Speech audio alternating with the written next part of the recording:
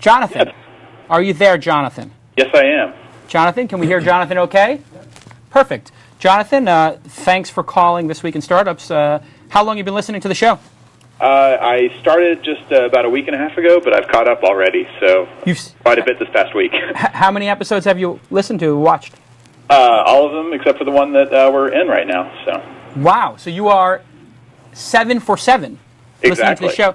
What do you think of the show so far?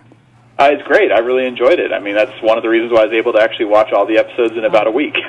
And let me ask you a question. How do you watch them? Do you watch it on an iPhone? Do you listen to it on your computer? What is the? I'm curious as to how you listen to the show, how you consume it. I've actually been listening to it through the MP3 podcast and iTunes. I'm in a vacation area right now, and I have to take my dog for a walk every day. So I've been, listening to it on my walks. And got it. So you're on vacation. Semi-vacation, yeah. Yeah, my wife is actually out here singing in the opera company here in Santa Fe, and so nice. I'm kind of working, enjoying the scenery. That's like all entrepreneurs do, right? You do like the half vacation, exactly. A little bit of work in the morning, a little bit of work at night, and you get the vacation in the middle. Exactly. So you have a question. Let's hear it. So my main idea that I want to pursue is basically a lifestyle business, and with a lifestyle business, having an exit strategy feels wrong because I don't really foresee wanting to give up the business in an acquisition. Right. I don't necessarily think that my idea is IPO material. Right. My question is there a creative investment type that works by basically just revenue share or something similar? And if so, how do you find those types of investors? Yeah, that's a good question. So for people who don't know what he means by lifestyle business, a lifestyle business is a business that generally throws off enough capital to provide a great lifestyle for the person who owns it. So it's not something that maybe Google or Yahoo or Microsoft are going to buy, but it might be something that if you own the business and it made $100,000 a year, $500,000 a year, $1 million a year, you'd be really excited to make that. Is that correct? That we have the same definition there, Jonathan? Yeah, basically, my idea essentially would be to really provide a great product to a smaller set of users that would really rely on the product. And turning around and selling it to someone else doesn't really make me feel like I'm, doing something good for the customers necessarily. Yeah. So if you have a customer-centric company and they love working with you, it is harder to sell that business. And however, you do have the right to sell it as the person who started it, and your customers then, of course, have the right to disengage from you as customers. So there is a balance there. I mean, they know that it's a possibility that you could sell the business, and they will respect that if you do it, I'm sure. And anybody who's going to buy it is going to be aware of that. So I guess if you were going to sell it, I wouldn't feel too bad about it, but I would certainly talk to your clients about why you're doing it, how you're doing it, and maybe figure out if there's a way to sort of bridge that transition. So are you thinking of selling it right now, or are you just wondering about this because you're starting one?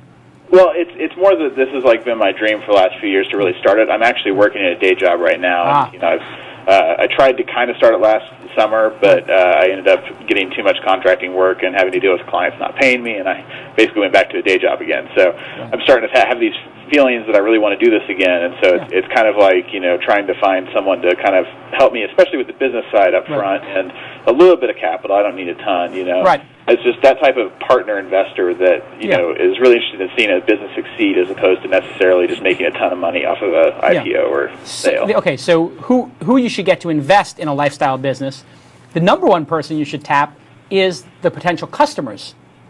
And you don't have to actually call it an investment. What you can call it is pay for the service in advance. So when I did my first magazine, I asked people to buy the advertising for a year ahead of time and give me the checks and pay for it ahead of time, which not everybody went for. But I got 4 or 5 of them to do it, so I had enough money to start covering the print runs. So you could actually go to your top 5 clients and say, hey, this is what I'm thinking of doing. Would you guys be opposed to paying me 6 months up front? I'll give you a 10% discount or something like that. And you'll be my first 5 clients. Then you don't need to raise the capital. And then, the other opportunity to raise capital when you have a smaller size business like that is to find somebody who has a passion for that space. So, and who, somebody who knows it, somebody with an affinity. So an affinity-based investor, I think, is probably who would do best for it. But lifestyle businesses shouldn't take too much capital. So you might even want to think about, whatever your costs are. Your costs are what, like computers and an office space?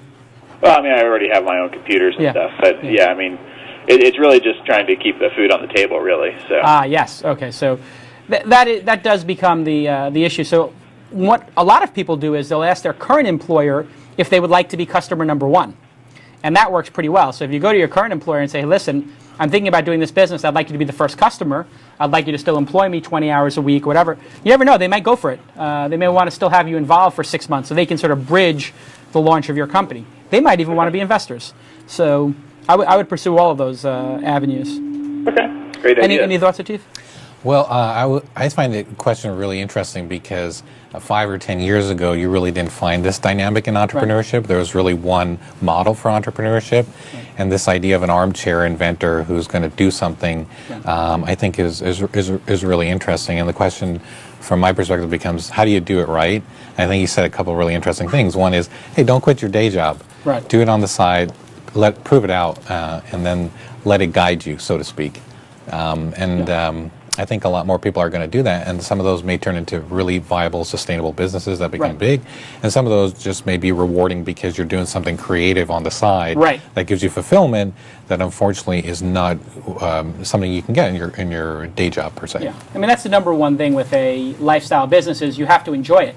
The whole purpose of doing it and taking on the responsibility of the company is so that you can have the pleasure of not having a boss and to start work at 6 and end at 1, or start work at 1 and end at 6, or whatever it is that you want to do, or stay home with your kids more often, whatever it is.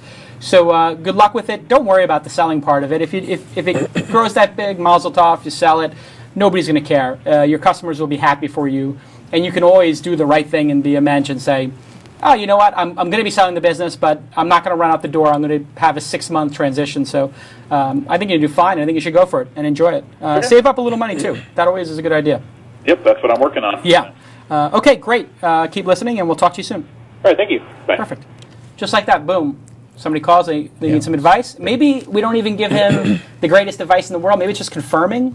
That might have been one of those calls, Tyler, where it was just sort of confirming, and he just wants to make sure he's not doing any major mistakes. But lifestyle businesses, I think it's a big part of the future. These micro startups on one side and the lifestyle businesses on the other. Small amount of capital, start a micro startup, and maybe have a medium-sized exit, raise $500,000, exit for $10 to $25 million, and then lifestyle businesses, you're not even looking for the exit. If it happens, that's just great, but you're looking for it to throw off capital so you can just be independent and pursue your muse. You've been watching This Week in Startups. To watch the full episode, click here. To check out some other shows from This Week In, click here.